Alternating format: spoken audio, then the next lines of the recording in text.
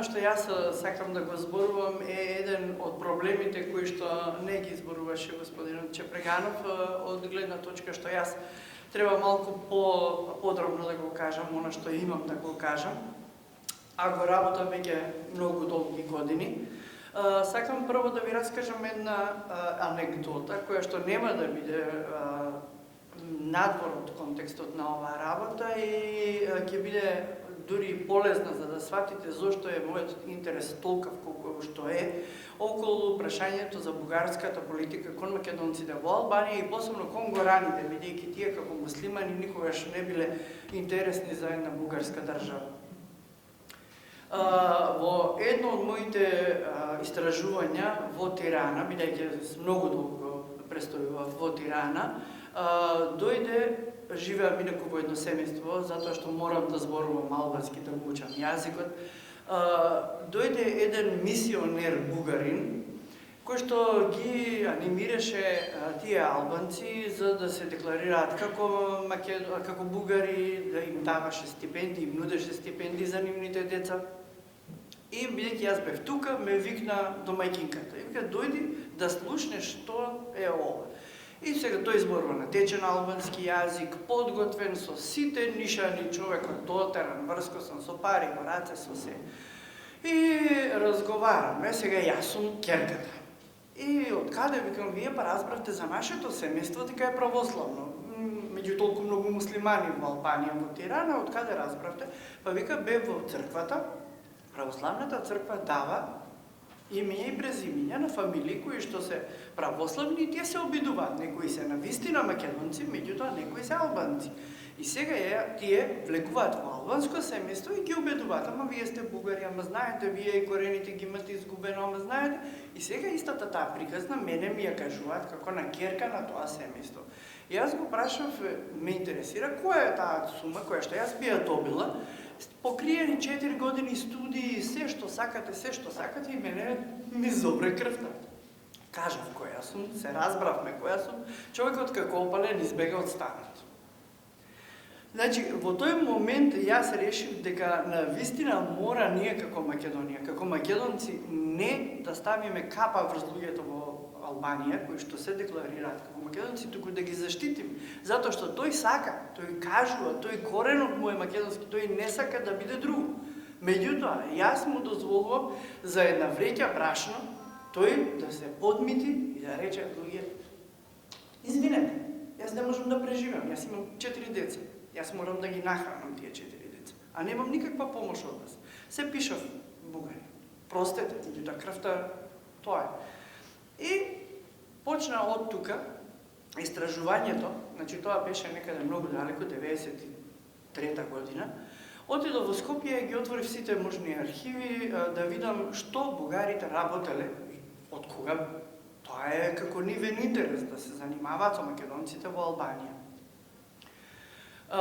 Видов дека не постои период од Сан Стефанска Бугарија, значи 1878 година, од Сан Стефанскиот мировен договор до денес, не постои период кога тие не се максимално ангажирани околу таа идеја да докажат дека во Албанија живеат бугари, во Бугарија живеат бугари, тие на средина не ќе да се ништо друго, освен бугари. И почнав со едно истражување на Сребрен поп Петров, а Сребрен поп Петров бил во 30-тите години на 20-тиот век, 1930, значи 36-та година, генерален инспектор за образование на Бугарија. Сребрен поп Петров е една исклучително важна личност во тогашната бугарска држава. И таа држава го праќа Сребрен поп Петров, замислете колко влијание има и внимание му посветуваат на тој народ тамо, да направи попис на секое семејство, каде учи детето, колку деца се има, колку приходи имаат, какви приходи имаат, сите села се обработени. Тоа е еден таков список кој што фасцинира. Сребрен поп Петров го дава тој список во бугарската власт, на бугарската власт, тие прават комплетна анализа со тоа што формираат. Едно здружение во Дебар, кое што се вика Отец Паисий, за подкрепа на бугарите во Албанија. Друго здружение во Тирана, трето здружение, тоа се пари, меѓутоа не се неорганизирани. Тие пари одат преку државните институции. Има посланство за образование, посланство за надворешни работи, посланство, во сите нивни посланства има една подточка каде што е бугарите во Албанија, булгарите во Албанија, нашинците во Албанија. И истражувајќи го сето тоа, доаѓам јас до гораните, посебна една категорија на луѓе која што они посебно ја третираат. А зошто ја третираат? Посебно е многу интересно, тоа е нивната вера. Кога почнав да го работам горанското прашање, дојдов до многу податоци од српски автори, кои што мене ме фрапира. Потребата на србите сето тоа да се извитопери. Значи сега па одиме од една крајност во друга крајност. Сите ние ги сакаме гораните. Гораните викаат ние сме македонци. Што да правиме, како да се декларираме поинаку кога јас не сум тоа. Од многу, да речеме, автори има, јас можам и да ви ги прочитам, меѓутоа не се ни интересни, да речеме, за една ваква дебата. Ќе прочитате дека горанскиот говор, како обележие на гораните, е типично српско наречие. Иако тие многу често, еве и самите признаваат автори овдека, дека се колебаат со тоа што они викаат нам ние како матерни јазик, како мајчин јазик, нам српскиот не ни значимно. Значи, како мајчин јазик не, може би потоа го научиле, може би потоа се извештиле говорејќи го тој јазик. Меѓутоа, како мајчин јазик не име во крвта. Значи, таа српска е една потреба да се докаже српството или српското потекло на гораните. Сега, како панданија, гледам во бугарската потреба да се направат исто така големи поместувања во националното чувство на македонците од гора. Следната активност, која што во 90-тите години сега веќе многу интересно се случува кај бугарите, е тоа во диаспората. Секаде каде што има појак албански историчар, да се дадат огромни пари за да објави книга. Значи, ако јас во еден даден момент пишувам, а не можам да објавам и веќе ми е прекуглаво од барање спонзори, јас доаѓам до ситуација да бидам обезличена. Јас не сум тоа што сум, јас не можам да го објавам тоа што го творам. Зошто го творам? Во таква една ситуација ја наоѓаат една госпоѓа, Миранда Викерс се вика таа, предава во Лондон, жената е многу коректна во други комуникации, јас лично се знам со неја, меѓутоа има напишано една книга Албанија од анархија до балкански идентитет, која што излезе во две изданија 97-99 година и во која што за гораните, покрај другото, пишува дека тие, иако не сакаат, иако не можат, иако не поднесуваат да ги нарекуваат бугари, тоа се тоа. Значи, иако тие не се тоа, ама тоа се тоа, затоа што Бугарија дала пари да се објави книгата и таа во 3 реченици се обидела да ги објасни гораните, не затоа што она сака, не затоа што тие се тоа, туку затоа што таа пропаганда не зи помогнала во даден момент да се објави таа книга. Следната работа е едно страшно исследување што го викаат бугарите, кое што го видовте и на емисијата. Меѓутоа, овдека ви го донесов во оригиналното издание само затоа да видите дека е дел први. Значи, тие следуваат и дел втори, дел трети. Јас не знам колку делови ги направат, меѓутоа тоа се документи во кои што механички е избришано нивното определување, значи определувањето на народот и напишано е булгарите. Дали е во гора, дали е вамо, дали е таму, не е важно. Следниот обид беше една господја Тања Мангалакова, која што ја обучија да биде голем научник, страшен научник, меѓутоа со такви измами и толку подло да ги работи сите тие работи, кои што паѓаат во очи веќе на албанските историчари. Така еден колега Адриан Папајани излезе на еден симпозиум и кажа, јас јавно вика ја повикувам господјата Тања Мангалакова да ми објасни каде ги најде тие булгари, така се изразува, бидејќи не може да им го каже оригиналното именување како што го кажуваат бугарите, на територијата на Албанија, кога јас вика лично сум истражувал и како антрополог, научник, и како обичен човек во сите тие делови, тие никаде не рекоа дека се бугари. Најмалку вика во гора, зашто вика сега ги извотерувате работите.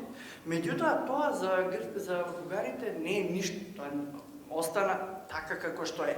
И таа објави огромен труд за етномалцинските проблеми, кои што исто така докажуваат дека гораните во најголем број се несвесни, они се некадарни да сватат, меѓутоа они се бугари. При пописот во 2000 година беше страшен спектакл околу тоа како сега да се придобијат. За некоја среќа моја, јас бев во тој период исто во Тирана.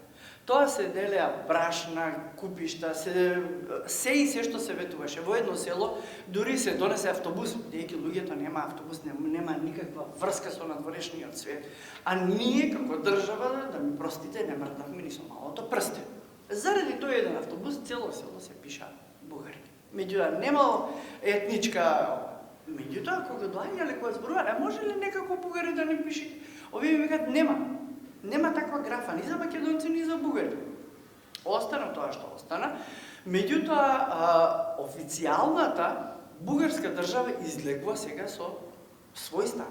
Официјалниот став е дека во Албанија живеат над 100.000 етнички бугари и тие се приоритет за бугарската влада. Мислам, сосем доволна реченица за да се види до кој степен ним им е потребен етничкиот идентитет на македонците во Албанија да биде прикажан како бугарски.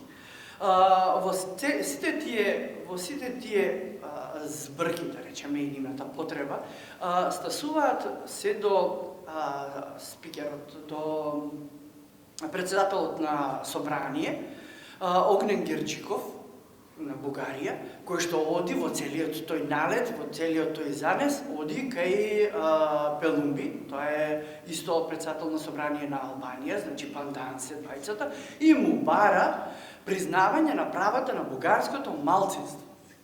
Иако, викам, никаде населението не сака да го признае тоа. Тие луѓе, особено во спомнатите области, нашите сонародници бугари примија пасоши и им беа делени донации. Значи, самиот председател дотаму оди, ние се плашиме $100 да дадеме за да излегува едно списание, бидејќи тоа е мешање во внатрешните работи на туѓа држава, а овие председателот на собрание признава колку вложба и колку дава. Околу создавањето на македонските здруженија, чувте и од емисијата, едно од нив е во Гора. Тие вложиле огромни пари и огромни усилби да го направат тоа българско дружество, меѓутоа не им успеало и тие беа многу разочарани. Меѓутоа нивната борба продолжува. Сега покрај Мангалакова, која што е екстремно ангажирана во тоа, се ангажира и една господја Петја Асенова, која што јас не ја познавам лично, меѓутоа која сега ги наоѓа архаизмите на еден изолиран български говор во Гора, Албанија. Значи, она бара архаизми, она го нема материјалот, меѓутоа ќе го најде за потребите на некоја си држава. Материјалот е многу интересен, да го прочитате, можете само да се чудите на вичноста на извитоперувањето на фактите. Секако мислам дека Софија не престанува, буквално не престанува со сите нејзини ангажмани околу гораните. Тие тврдат дека тоа се луѓе кои што своето битие го вложуваат во българштината, меѓутоа сите околни држави ги притиснуваат затоа што немаат допирна точка територијална со бугарската држава и не можат да се доизјаснат околу нивната национална припадност. Господја Деница Христова, која што е председател на Државната агенција на булгарите в чужбина, раскажува дека се обидала во Тирана и Елбасан да создаде културно друштво Иван Вазов.